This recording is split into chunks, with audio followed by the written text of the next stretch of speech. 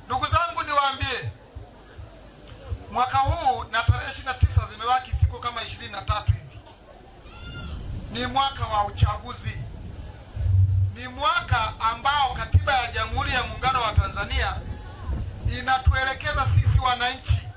Katiba ni mbovu, sio nzuri, lakini pamoja na ubovu wake ndio iliyopo. Kwa hiyo inatuelekeza kwamba tarehe 29 ni muda wa wananchi kwenda kuweka rais wanayemtaka madarakani. Katiba imewaambia hivyo ninyi wananchi. Imesema mamlaka ya rais yanatokana na wananchi, na wananchi ndio ninyi. Hakuna mwananchi mwingine, ndio ninyi wananchi. Katiba inasema mwende mkachague rais mweke madarakani, na katiba hiyo inasema siku mkimchoka rais, ninyi ndio wenye mamlaka ya kumuondoa tena madarakani huyo rais. Kwa hiyo mnazo hizo nafasi, na kwa sasa raha yake ni kwamba CCM wanasema kazi na utu. Mimi nasema wao wanasema kazi na wizi. CCM kazi yao ni rushwa, kazi yao ni kuiba, kazi yao ni ufisadi. Na yasema haya kwa sababu mengine mnayaona ninyi wenyewe. Mmeona mikutano ya mgombea wa CCM, msafara wa magari yake tu ni 200-300.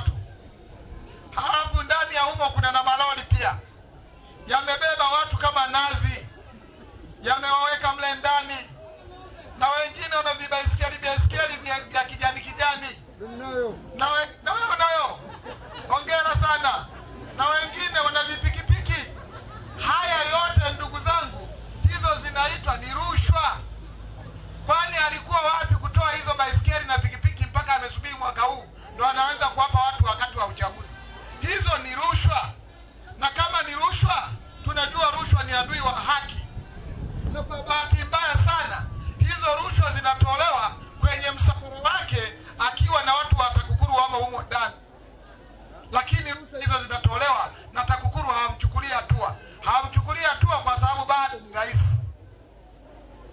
Kama hiyo haitoshi, kwenye malori yako yanayoweka watu kule kama ng'ombe, mama akasema pale wamewekwa mle wakamtizame afurahi kabisa. Hayo malori kisheria hayaruhusiwi kubeba abiria.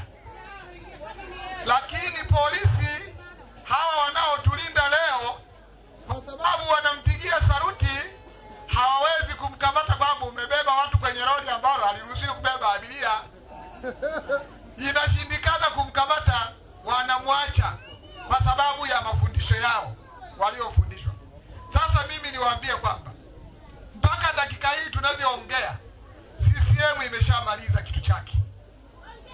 Haina kitu kingine CCM. Kwanza niwaambie tu, nawapa sasa maneno ambayo CCM yenyewe inayazungumza na CCM yenyewe inayaonyesha sasa hivi. Mjue kwamba mpaka sasa hivi chama kilichobaki ni CUF pekee. CCM imeshakuisha chepe. Yaani kifo cha mende mnachokisema kile. Tayari CCM imeshafika huko. CCM hata hawana wagombea. Wanachama wa Chama cha Mapinduzi hawakumchagua Samia awe mgombea wao. Wanachama wa Chama cha Mapinduzi hawakumchagua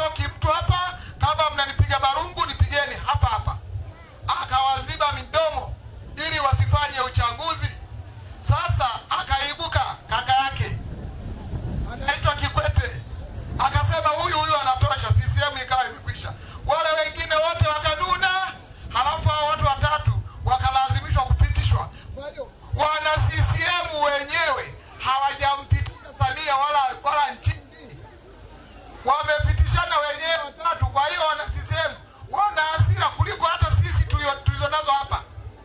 Hawataki kuwapigia kura hawa watu. Hilo ni jambo nawaambia, kwa sababu sisi tunakutana nao. Na sisi siona hivi tunaongea huku. Misaada mingine tunaipata kutoka huko CCM. Kwamba nendeni wale mkafanye mambo yenu kule, toa hawa watu kabisa wasionekane. Lakini sisi bwana tuko pembeni. Toa hawa watu wanasema wenyewe. Kwa hivyo CCM imeshakwisha. Sasa hivi kama ni mpira, goli liko wazi. Ni kafu sasa kufunga tu. Kwamba mpaka dakika hii hapa tulipo, mfungaji ni mimi, nasubiri kipenga kile ambayo ni ninyi wenyewe mnaniambia sasa mzee piga sasa goli, na goli kipa hayumo. Kwa hiyo sasa nikijipanga kupiga hapo, nitashinda kweli kufunga? Sasa hapo nafunga mara moja. Ni kwa sababu mpaka dakika hii CCM wenyewe hawana mgombea wanayemtaka. Wamewekewa tu mamluki na wanalazimishwa kwamba hawa ndio wenyewe, lakini hawataki. Sasa sisi kafu tumsukumeni mlevi kwenye mteremko. Sasa lililobaki sisi ni kumsukuma mlevi kwenye mteremko adondoke, sisi tupite tu. Mpaka sasa hivi ninavyowaambia hapa, Mungu ametusaidia kuonyesha wana CCM kwamba ni watu wabaya. Kwanza wana tabia za kuiba kura. Hilo limethibitishwa na mtu anaitwa Nape Nnauye, ambaye ndio mbunge anayemaliza. Nape Nnauye yule ni mwizi wa kura bara, anajisemaga yeye mtaalamu. Ni mwizi bara. Akiwa Bukoba alishawahi kumwambia mtu anaitwa Biabato, sio alikuwa waziri huyo, akamwambia kwamba bwana kuna kura haramu tunazijua. Kuna kura nusu haramu na kuna kura halali. Lakini kura zote ni nzuri, inategemea na zimetangazwa na nani. Na akasema kabisa, na mimi kwa sababu ni bingwa wa kuiba kura nitawafundisha. Huyo ni Nape Nnauye ambaye ni mbunge wenu leo. Sasa hivi tunamtimua kama mbwa mwizi. Sasa hivi tunamfukuzilia mbali kabisa. Tarehe 29 tunakwenda kumtoa. Yeye ameshasema kwamba kushinda kwa CCM huwa ni bao la mkono, na inategemea na naye tangaza. Hayo ni maneno mazuri. Mwenyezi Mungu ametusaidia. Wana CCM wenyewe wanajisema, sio sisi. Wanajitangaza kabisa bila wasiwasi.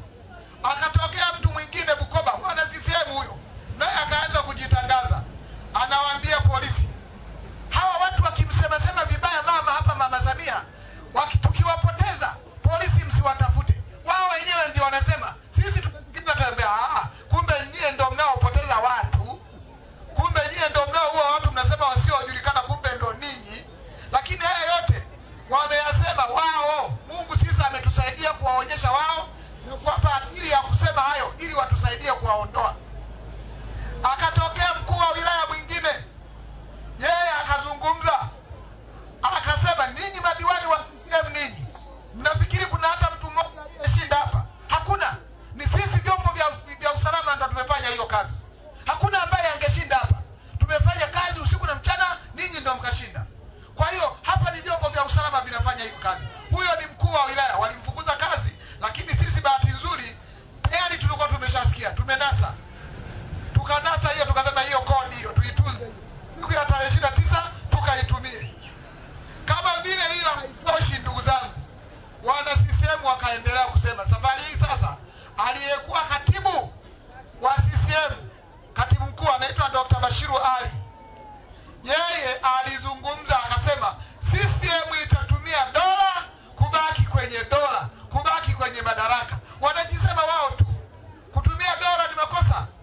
Hawa polisi hawa sio polisi wa CCM, ni polisi wa wananchi. Kwa sababu hawa ni watoto wetu, hawa ni dada zetu, hawa ni kaka zetu, hawa ni binamu zetu, hawa ni wajomba zetu, hawa ni familia yetu. Lakini CCM inawatumia vibaya kwa kuambia wakafanya mambo kwamba tutatumia dola ili kubaki kwenye madaraka. Sasa hayo ni Mungu ametusaidia kutufunulia. Wanajisema wao ubaya wao. Na ninyi leo hapa tunakuja kumalizia tu kusema ubaya wao ambao wameutamka wenyewe. Lakini sasa kanishababu ya Barume iliyokuja ilikuwa ni kubwa zaidi. kwenye kikao. Ametoka hapa mwongeaji mmoja amezungumza habari ya pesa za TASAF kuibiwa. Kazungumza hela si gani zimeibiwa huko na nini. Mara wazee wakachimbishwa mitaro. Alipoibuka Samia mwenyewe akaanza kuzungumza. Huyo ni mgombea. Anawaambia watumishi, kuleni pesa hizi za umma lakini mle kwa urefu wa kamba zenu. Huyo ni mgombea anahimiza watu kuiba. Kuleni, msile sana mtavimbiwa. Kuleni kidogo kidogo. Huyo mtu anahimiza huyo. Halafu kaja tena kwa kutumia mdomo huo huo anasema CCM iliahidi na imetekeleza. Huyo aliyesema kuleni kwa urefu wa nini? Kwa kamba zenu. Hajajali kabisa kama kuna wagonjwa, kuna watu ambao wanataka kulipiwa ada, kuna watu wenye matatizo mbalimbali. Hajajali. Akahimiza wale. Lakini kama hiyo haitoshi pia, akaendelea kusema, akatoa mfano. Kulikuwa na mashindano ya vyura. Vyura wanashindana kupanda mlingoti. Walikuwa wengi. Wakapanda. Wengine wakawa wanapigwa kelele mtaanguka, wakaanguka chini, mmoja akafika kule juu. Alipofika kule juu, akashuka, wakamuuliza wenzie, "Vipi? Mwenzetu umewezaje kufika kule juu?" Akamwambia, "Mimi ni chura kiziwi, sisikii chochote." Sasa na Samia naye akasema, "Na mimi sasa hivi najigeuza chura kiziwi."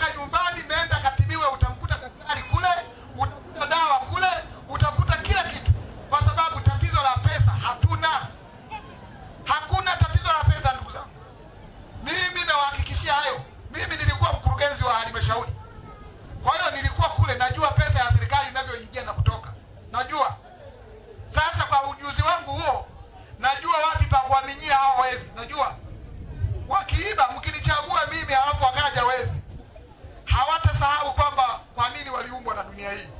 Hawatasahau kwa sababu najua wanavyoiba na wajua. Ndio maana mimi katika bahari nikaamua kuacha kazi za serikali, kwa sababu sikutaka kuendelea kuwa sehemu ya wezi